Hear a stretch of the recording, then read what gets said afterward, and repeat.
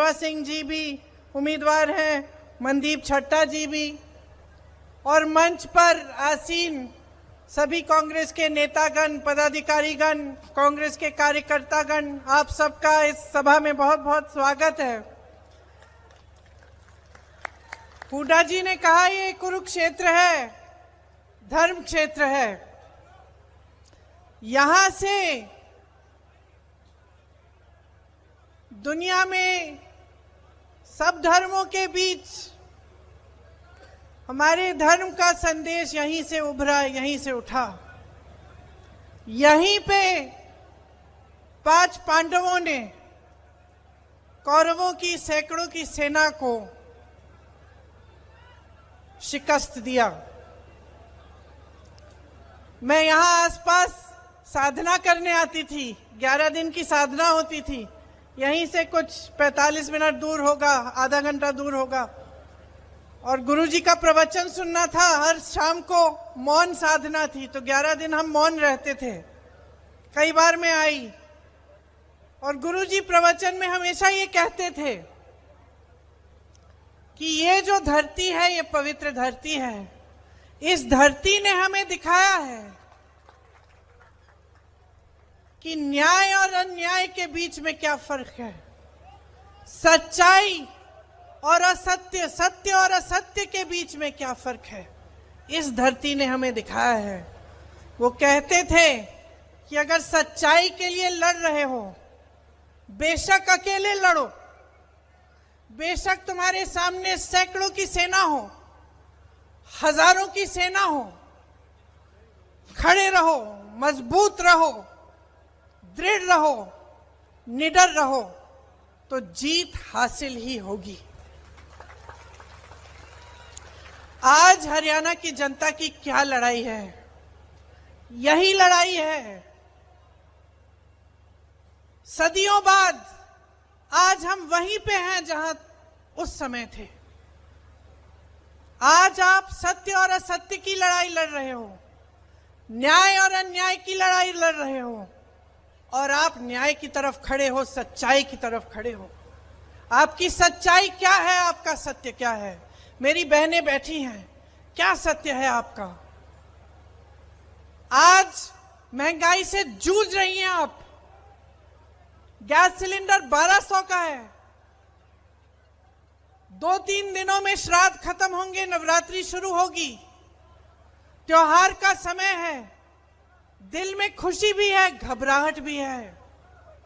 मेहमान आएंगे, लिपाई पुताई करानी है, घर को सजाना है, मेहमानों के लिए खाना पकाना है, त्योहार मनाना है। पैसे कहां से आएंगे? खरीदोगी कैसे? दुकान जाओगी, आधी चीजें खरीदोगी, आधी खाली हाथ आप वापस आ जाओगी। घबराहट है। जब कोई बीमार पड़ता है, बच्चा बीमार पड़ता है, बच्चे की फीस भरनी पड़ती है, घबराती हो। मेरे किसान भाई बैठे हैं, खेती में मेहनत करते हैं, दिन रात खून पसीना देते हैं इस देश के लिए। इस देश के अन्नदाता हैं आप। अपने बेटों को आप सरहद पे भेजते हैं हमारी सुरक्षा करने के लिए, देश की सुरक्षा के लिए। आज आपकी सच्चाई क्या है? ये सरकार सिर्फ काले कानून लाती है। यहीं पिपली में लाठी किस पे चलाई इन्होंने? देशद्रोही किसको कहा? आतंकवादी किसको कहा? हमारे देश के किसानों को, आपको। भूलिए मत कि आपकी सच्चाई आज जो है, इसमें बहुत बड़ा श्रेय इस 10 साल की भाजपा की सरकार में ने लिया है। इनका श्रेय है इसमें। यह सच्चाई कि आप किसानी से, खेती से आज कमा नहीं पा रहे हैं। आपको एमएसपी नहीं मिलता है। बड़े बड़े मंचों पे ऐलान करते हैं एमएसपी दे रहे हैं, और ऐसी फसलों पे देते हैं जो आप उगा ही नहीं रहे हैं। तो आपके आगे आपका भविष्य क्या है? नौजवानों का हरियाणा में आज भविष्य क्या है? बेरोजगारी ही दिख रही है, अंधकार ही दिख रहा है। जहां रोजगार पैदा करना था, वहां अग्निवीर की स्कीम ले आए। आप जाइए सरहद पे, शहीद भी हो जाइए, आपके परिवार को पेंशन नहीं मिलेगा। और 4 सालों की आप सेना में आप भर्ती करेंगे, उसके बाद आप घर आएंगे फिर से बेरोजगार हो जाएंगे। ये मिल रहा है आपको अपनी शहादत के लिए, अपनी मेहनत के लिए, अपने देश के प्रति, अपनी देशभक्ति के लिए। मोदी जी की पूरी सरकार और इस प्रदेश की सरकार सिर्फ बड़े बड़े उद्योगपतियों के लिए चल रही है। अडानी जी, अंबानी जी के लिए सब कुछ हासिल कर सकते हैं, सब कुछ उनके लिए है। उनके कर्ज माफ होते हैं, उनके उद्योग बढ़ाए जाते हैं। आप मेहनत करते हैं, दिन रात पसीना खून बहाते हैं, लेकिन आपकी कोई सुनवाई तक नहीं है। ये पहलवानों का प्रदेश है, किसानों का प्रदेश है, खिलाड़ियों का प्रदेश है, जवानों का प्रदेश है। आपने पाला पोसा है जवानों को, खिलाड़ियों को। आज देखिए हमारे ओलंपिक के खिलाड़ियों के साथ क्या बर्ताव होता है। मैं गई थी उस आंदोलन में। आंदोलन क्या, वो बेचारी लड़कियां सड़क पे बैठी थी कि हमारे साथ न्याय होना चाहिए। मैं गई मिलने और उन बहनों ने मुझे क्या बताया। बहनें सुनिए, उन्होंने कहा, दीदी हम ओलंपिक का मेडल लाए थे, मोदी जी ने हमें घर बुलाया, हमें चाय पिलाई, फिर हमारे साथियों के साथ इतना बड़ा अन्याय होता है। हमने सोचा कि अगर हम सड़क पर आकर बैठ जाएंगे, हम न्याय मांगेंगे, तो मोदी जी हमारी सुनवाई करेंगे, हम आवाज उठाएंगे। ओलंपिक के मेडलिस्ट हैं तो हमारी आवाज वो सुनेंगे। रो रही थी। कहा, दीदी हमारे लिए 5 मिनट का समय नहीं था।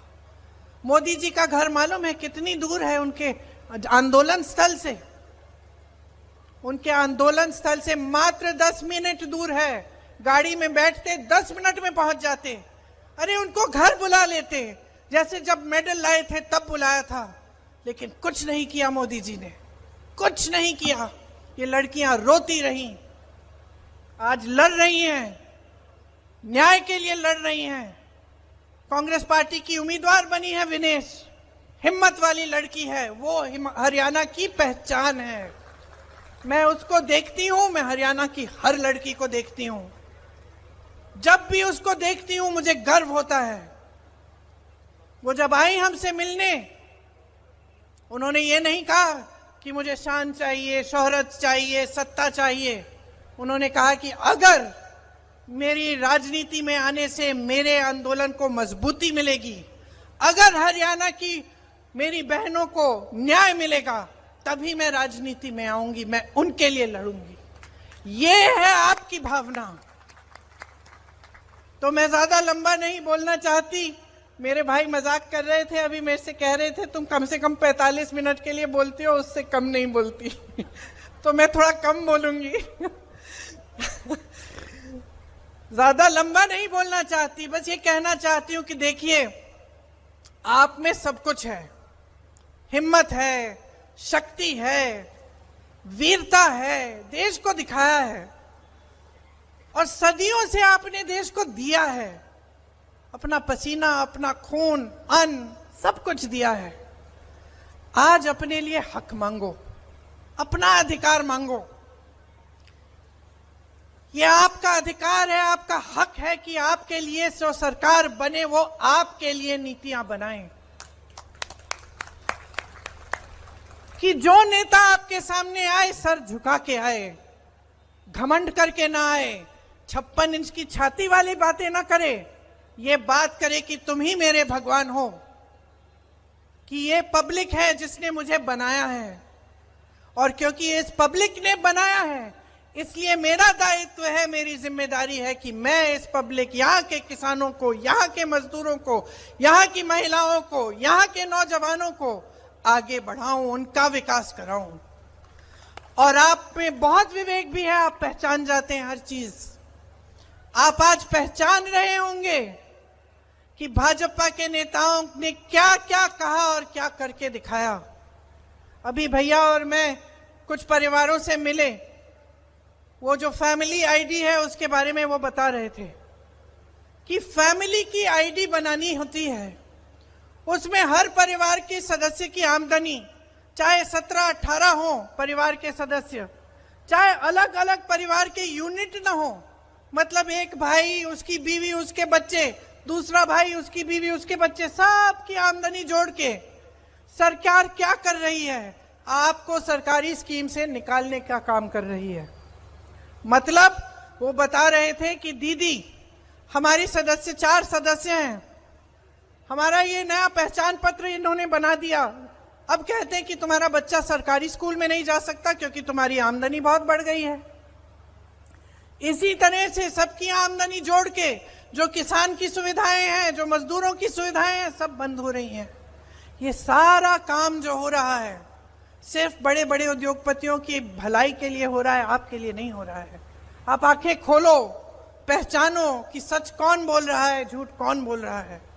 कौन 8000 किलोमीटर इस देश में चलता है इस देश को एक रखने के लिए, और कौन 8000 किलोमीटर दूर दुनिया के हर देश में भ्रमण करता है, लेकिन आपकी समस्याओं को सुनने के लिए, आपके किसानों से मिलने के लिए 5 मिनट नहीं निकालता। पहचान लीजिए कि आज जो आपकी सच्चाई है उसको आप ही बदल सकते हैं। आपका अधिकार है, आपका हक है, और इस संविधान ने आपको ये शक्ति दी है।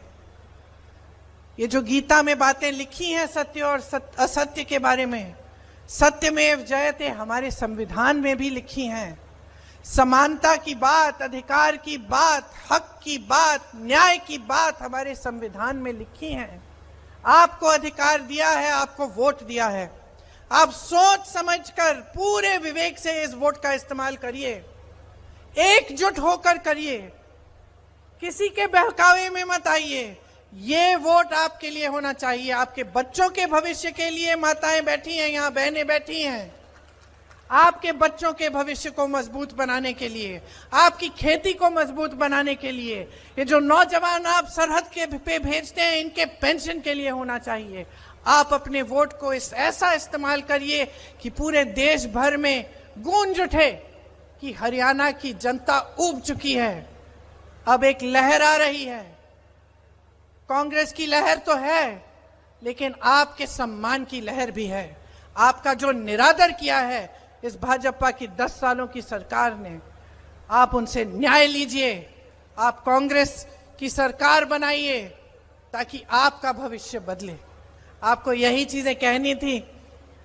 अब मैं अपना भाषण समाप्त करती हूं। बड़े भाई अपना भाषण देंगे, आप सब ध्यान से सुने, इसके लिए मैं आपकी बहुत बहुत शुक्रगुजार हूं। और नवरात्रि के लिए, दशहरे के लिए आपको बहुत बहुत शुभकामनाएं।